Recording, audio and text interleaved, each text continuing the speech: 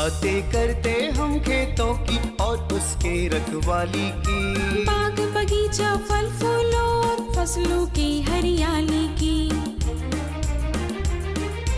हम बीजों की बातें करते उत्तम जल संसाधन की, हम तकनीकी बातें करते फसलों के उत्पादन की। हर किसान का सपना सच हो जीवन सुखद बनाने को, गाँव-गाँव के हर आंगन का प्यारा सा ये दर्शन। कृषि दर्शन, कृषि दर्शन, कृषि दर्शन, कृषि दर्शन, कृषि दर्शन, कृषि दर्शन, कृषि दर्शन, कृषि दर्शन। जोहार, नमस्कार किसान भाइयों, आप और हम साथ साथ हैं, यानी कि ये वक्त है कार्यक्रम कृषि दर्शन का, जिसमें आज हम लोग बातें करने वाले हैं मूंगफली की फसल के बारे में और बातें कर लेते हैं फूलों की खेती के बारे में। लेकिन जिन किसान भाई बहनों ने मूंगफली या फूलों की खेती के बारे में नहीं सोच रखा है, उनका क्या? उनके लिए भी हमारे पास ढेरों अच्छी और उपयोगी जानकारी है कृषि समाचार में। तो देखते हैं कृषि समाचार। नमस्कार, कृषि समाचार में आपका स्वागत है। मैं हूं प्रियंका। आइए देखते हैं आज कृषि समाचार में क्या है खास। पलामू जिला के मछली पालकों के लिए चलाई जा रही है प्रधानमंत्री मत्स्य संपदा योजना। नीलांबर पीतांबर जल समृद्धि योजना के तहत सिंचाई के लिए किया जाएगा वर्षा जल संरक्षण। सब्जी सोयाबीन के बेहतर उत्पादन के लिए लगाएं उन्नत प्रभेद स्वर्ण वसुंधरा। अब समाचार विस्तार से।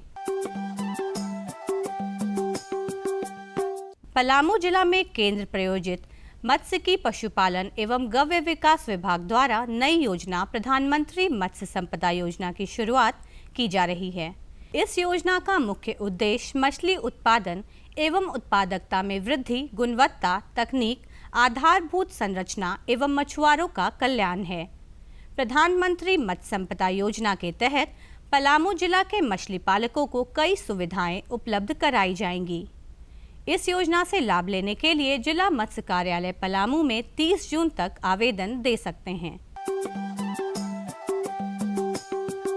झारखंड सरकार वर्षा जल संरक्षण के लिए नीलांबर पीतांबर जल समृद्धि योजना चला रही है। झारखंड प्रदेश एग्रो क्लाइमेट जोन 7 में आता है। यहाँ का अधिकांश भूभाग पठारी है। इस वजह से अधिकांश वर्षा जल बहकर राज्य से बाहर चला जाता है। ऐसे में राज्य के किसान सिर्फ खरीफ फसल की ही खेती कर पाते हैं। इस समस्या के निदान के लिए राज्य सरकार ने नीलांबर पीतांबर जल समृद्धि योजना लागू की है, जिससे राज्य के किसान वर्षा जल संरक्षण करके 2 से 3 फसल ले सकें। राज्य के किसान भिंडी की बुआई में 2 महत्वपूर्ण कार्य जरूर करें। इसमें पहला काम ये करें कि बुआई से पहले बीजों को ट्राइकोडर्मा से उपचारित करें। दूसरा महत्वपूर्ण काम है बीजों को कतारों में अनुशंसित दूरी पर बोएं। भिंडी फसल को रोग और कीटों से बचाने के लिए बुआई से पहले बीजोपचार करें। इसके लिए भिंडी के बीज को रात भर पानी में डुबाकर रखें। सुबह पानी से बीज को निकाल लें। इसके बाद प्रति किलोग्राम बीज की दर से 6 से 8 ग्राम ट्राइकोडर्मा से उपचारित कर लें। इसके बाद जब खेत में बीज की बुआई करें तो उसे कतारों में लगाएं। बुआई में कतार से कतार 2 फीट और पौधे से पौधे के बीच 1 फीट की दूरी रखें। इससे उपज अच्छी होगी।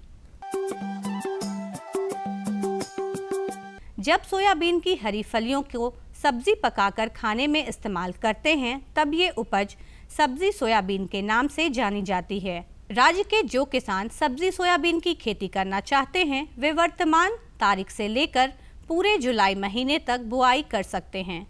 सब्जी सोयाबीन के बेहतर उत्पादन के लिए किन उन्नत प्रभेदों का चुनाव करें, आइए इस संबंध में जानते हैं कृषि विशेषज्ञ से।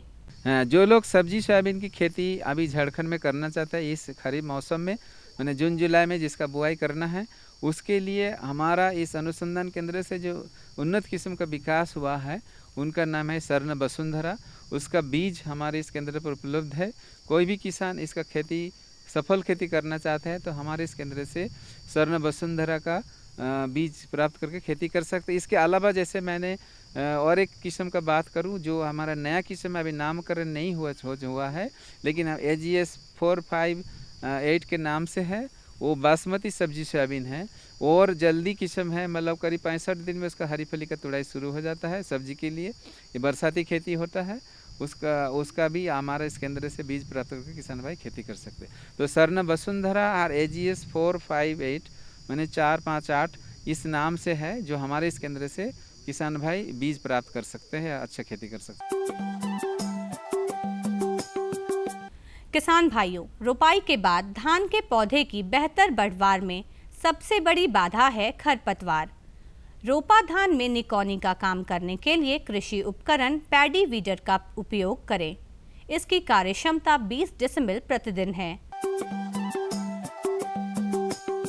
आज हम जानेंगे लत्तेदार सब्जी फसलों में फल छेदक कीटों के रोकथाम के उपाय के बारे में। किसान भाइयों, लत्तेदार सब्जी फसलों में फूल लगने के 10 दिन बाद नीम शीट पाउडर एक्सट्रैक्ट 4% दवा या इंडोक्साकार्ब दवा आधा मिलीलीटर प्रति लीटर पानी की दर से घोल बनाकर फसल पर छिड़काव करें। 10-10 दिन के अंतराल पर 2 छिड़काव करें। इससे फल छेदक कीटों का प्रकोप नहीं होगा। अब एक नज़र राज्य के 5 प्रमुख शहरों के मौसम के मिजाज पर। आज राज्य के 5 प्रमुख नगरों के अधिकतम और न्यूनतम तापमान कुछ इस प्रकार दर्ज किए गए। रांची का अधिकतम तापमान 29 डिग्री सेल्सियस और न्यूनतम 22 डिग्री सेल्सियस। जमशेदपुर का अधिकतम तापमान 33 डिग्री सेल्सियस और न्यूनतम 25 डिग्री सेल्सियस। मेदिनीनगर का अधिकतम तापमान 32 डिग्री सेल्सियस और न्यूनतम 24 डिग्री सेल्सियस। देवघर का अधिकतम तापमान 29 डिग्री सेल्सियस और न्यूनतम 25 डिग्री सेल्सियस। धनबाद का अधिकतम तापमान 31 डिग्री सेल्सियस और न्यूनतम 25 डिग्री सेल्सियस रहा।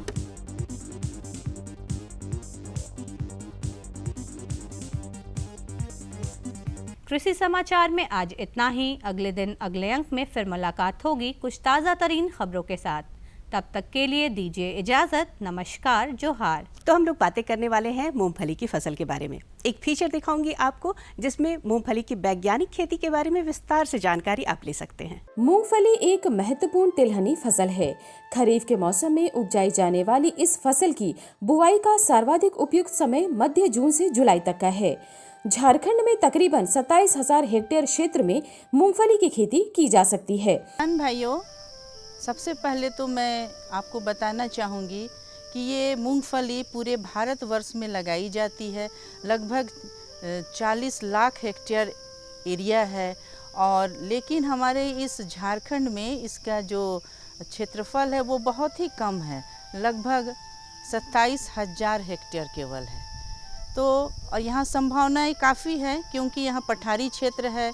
यहाँ की जो ऊपरी भूमि है वो हल्की होती है, बलुआही होती है, जो कि इसकी उपज को बढ़ाने में साथ देती है। तो सबसे पहले मैं मूंगफली की जो विशेषताएं हैं उनको भी मैं आप लोग के समक्ष बताना चाहूँगी कि मूंगफली एक ऐसा फसल है, तिलहनी फसल है जो खरीफ में बोया जाता है और इसके सभी भाग उपयोगी होते हैं। अगर हम पत्ते की बात कहें तो चारा के रूप में होगी, जड़ की बात कहें तो उसमें जो गांठ बनते हैं वो हमारे वातावरण से नाइट्रोजन को भूमि पर रोकते हैं। उसके बाद फली जो है हम उससे तेल निकालते हैं और तेल में बात करें तो वहाँ पर प्रतिशत जो है वो 45 से 50% तक तेल मिलती है। फिर उसमें प्रोटीन भी है जो कि 25 से 30% है। कार्बोहाइड्रेट मिलती है वो भी 12 से 15% तक मिलती है। तो इस तरह हमको तेल के में और कार्बोहाइड्रेट और प्रोटीन मिलती ही है। इसके अलावे अगर हम देखें तो जो तेल निकालने के बाद जो खली आता है तो उस खली को हम पशु चारे के रूप में भी ले आ सकते हैं और या तो फिर हम जैविक खाद के रूप में भी उपयोग कर सकते हैं और उसका जो फली का छिलका है वो जलाने के काम में आता है। तो इस तरह हम देखते हैं मूंगफली का प्रत्येक भाग वो उपयोग में आता है और साथ ही इसको हम हर तरह से खा सकते हैं, चाहे कच्चा हो, भुना हो, पका के हम लोग खा सकते हैं। मूंगफली की खेती के लिए अच्छी जल निकास वाली बलुआही दोमट मिट्टी अच्छी मानी जाती है।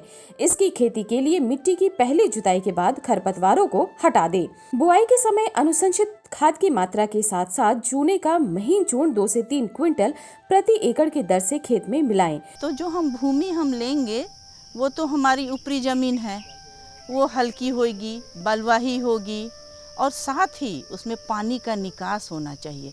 मूंगफली के खेत में कभी पानी नहीं जमना चाहिए। ऐसा न हो कि खेत के चारों ओर घर हैं और पानी वहाँ जम रहा हो, तो ये नहीं होना चाहिए। ये तो हुआ भूमि के चुनाव की बात हुई।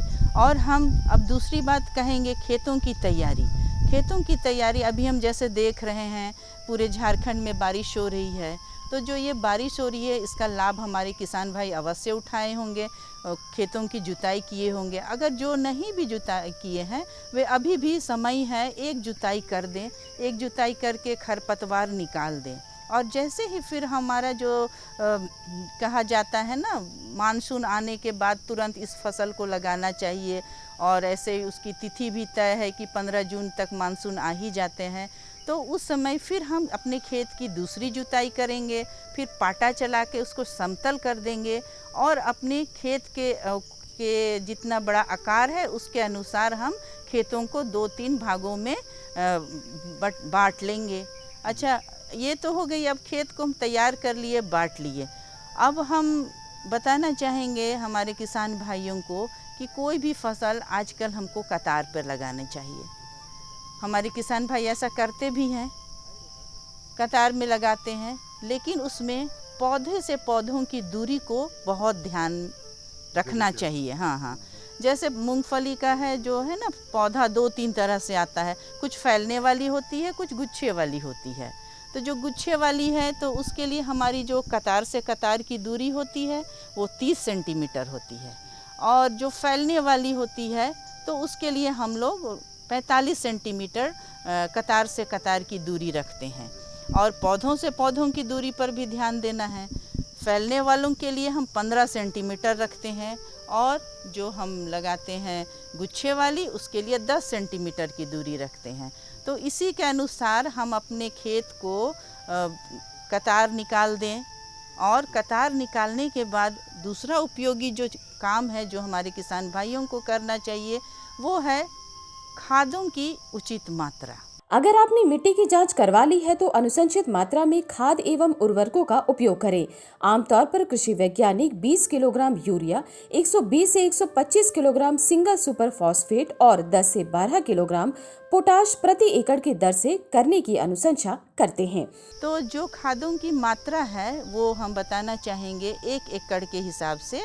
तो खाद में सबसे पहले हम यूरिया, जिससे हमारे खेत को नाइट्रोजन मिलता है, तो ये हम लेंगे तो 20-22 केजी प्रति एकड़। उसके बाद दूसरी खाद है एसएसपी, सिंगल सुपर फॉस्फेट, इसको हम लेंगे तो 120 से 125 किलो प्रति एकड़ लेंगे। पोटास भी इसके लिए ज़रूरी होता है, तो पोटास भी हम लेंगे तो 10 से 12 किलो प्रति एकड़ लेंगे। और साथ ही साथ मूंगफली एक ऐसा फसल है और हमारी ऊपरी ज़मीन के कारण हमारे यहाँ दीमक का, छोटी चींटियों का प्रकोप होता है, तो इसके लिए पहले तो हमारे किसान भाई लिंडन उपयोग में लाते थे, लेकिन जब ये लिंडन उपलब्ध नहीं है तो हम मिथाइल पाराथियन, ये भी हम 10 किलो प्रति एकड़ के हिसाब से लेंगे, और सभी खादों को अच्छी तरह से मिला करके हम उसको कतार में डाल देंगे। मूंगफली की कई किस्मों की अनुशंसा कृषि वैज्ञानिक करते हैं, जिनमें बिरसा बोल्ड 1, बिरसा मूंगफली 3, बिरसा मूंगफली 4, AK 12-14, PJ 51, GPBD 5 एवं गिरनार 3 प्रमुख हैं। ऐसे हमारे बिरसा कृषि विश्वविद्यालय द्वारा कुछ विकसित प्रजाति हैं, जिसमें बिरसा बोल्ड, बिरसा मूंगफली 3, बिरसा मूंगफली 4, ये सारी उपलब्ध हैं। इसके साथ साथ कुछ यहाँ के झारखंड के परिप्रेक्ष्य में जो अनुशंसित किस्में हैं उसमें है AK 12-24 है, ICGB 9-1114 जो हमारी क्रिसैट से है, TG 51 बोलते हैं, GPBD 5 है, और अभी हाल में ही एक गिरनार 3 है, ये भी अनुशंसित किया गया है हमारे ये नॉर्थ ईस्ट जोन के लिए। तो ये सभी जो हैं उन्नत किस्में हैं, इनमें से हम किसी का चुनाव करके हम अपने खेतों में लगा सकते हैं। आमतौर पर 100 से 125 दिनों के अंदर मूंगफली की फसल तैयार हो जाती है। यह अवधि किस्म पर निर्भर करती है। फलियों को तोड़ने के बाद 8 से 10 दिनों तक धूप में सुखाने के बाद ही इसका भंडारण करें। किसान भाइयों, अब हम बातें करने वाले हैं फूलों की खेती के बारे में। फूलों की अगर वैज्ञानिक खेती करनी है तो आपको किन बातों का ध्यान रखना है, ये पूरी जानकारी इस फीचर में। झारखंड की गिनती देश के प्रमुख सब्जी उत्पादक राज्यों में की जाती है, लेकिन राज्य में फूलों की खेती की भी असीम संभावनाएं हैं। आमतौर पर शौकिया तौर पर फूलों की खेती करने वाले किसान अब गेंदा, गुलाब, रजनीगंधा, गुलदाउदी, ग्लैडुलस और जरबेरा जैसे फूलों की खेती व्यावसायिक तौर पर कर रहे हैं और अच्छी आमदनी प्राप्त कर रहे हैं।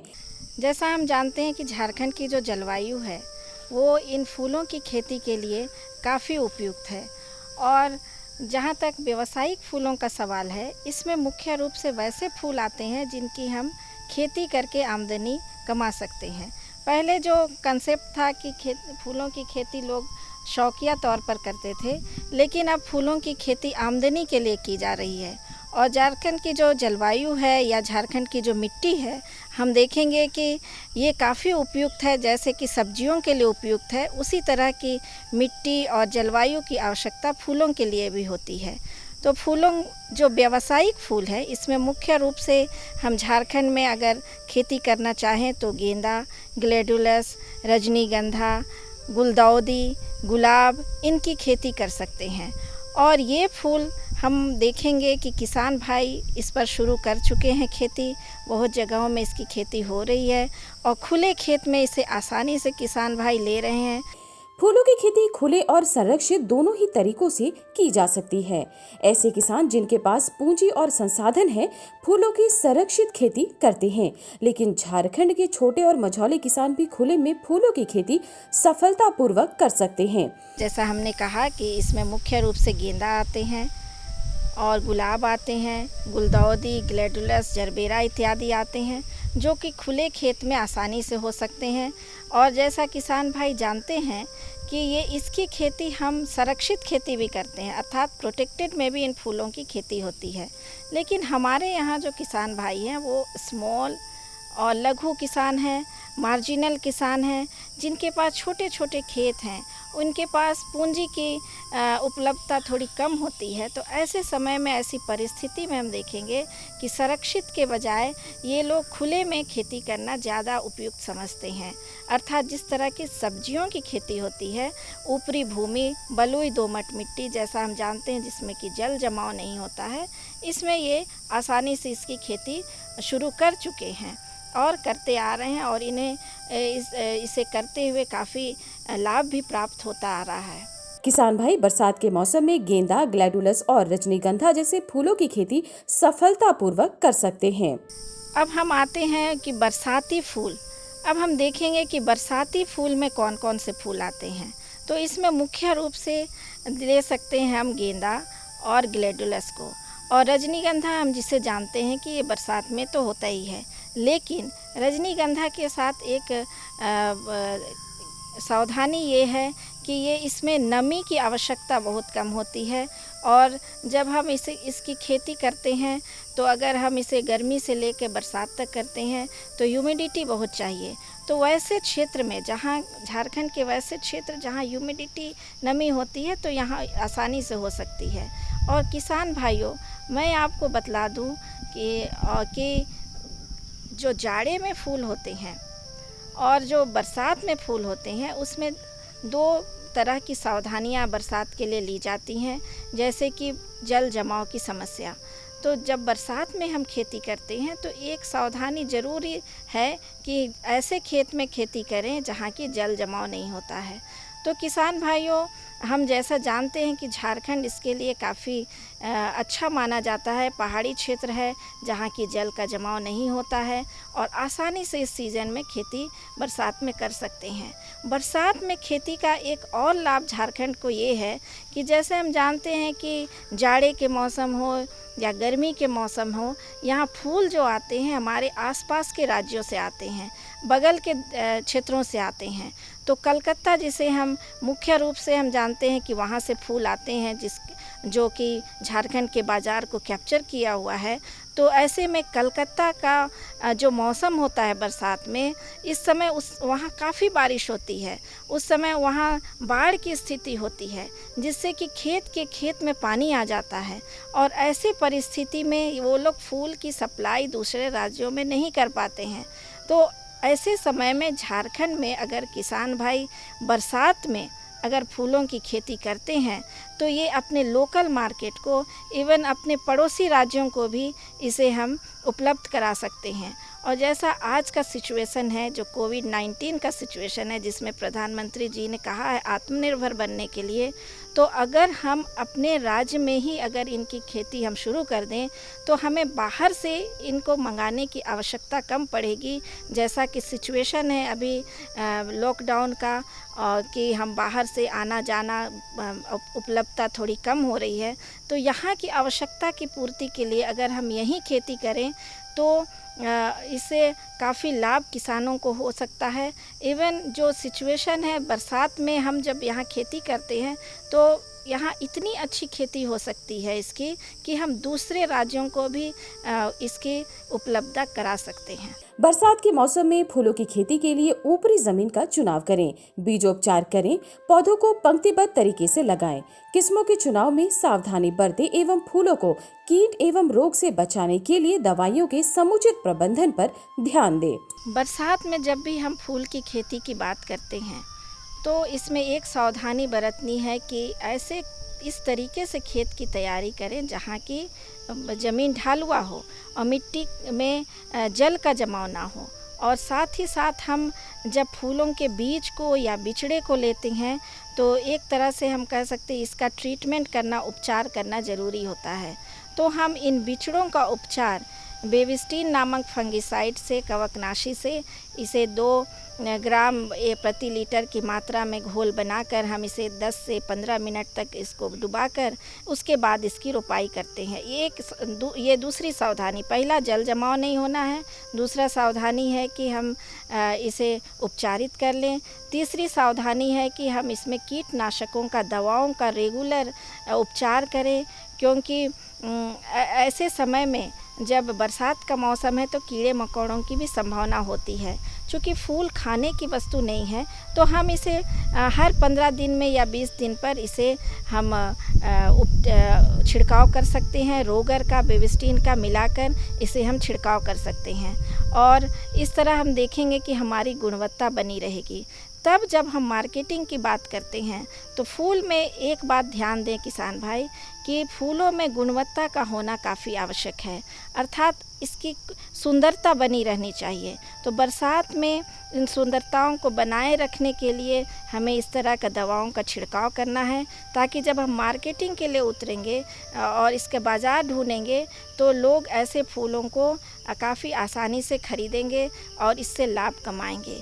बरसात में मैं किसान भाइयों बतला दूं कि जाड़े के बनिस्पत अगर हमें एक में 2 रुपये का लाभ होता है तो बरसात में यही लाभ 3 गुना हो जाता है। तो इस तरह जाड़े के बनिस्पत बरसाती फूलों की खेती ज़्यादा फायदेमंद है। राज्य में बहुत सारे किसान अब पारंपरिक खेती से हटकर फूलों की खेती कर रहे हैं और अच्छी आमदनी प्राप्त कर रहे हैं। तो किसान भाइयों, आज हमने 2 फीचर देखे। उम्मीद है आपको ये उपयोगी लगे होंगे। अगर कोई कमी रह गई, आपको कुछ और जानकारी चाहिए तो हमें अवश्य लिख भेजिए। हमारा पता है कार्यक्रम कृषि दर्शन, कृषि प्रकोष्ठ, द्वारा केंद्र निदेशक, दूरदर्शन केंद्र, रातू रोड, रांची। पिन संख्या 834001। कृषि दर्शन की पूरी टीम के साथ मुझे दीजिए इजाजत। जोहार, नमस्कार।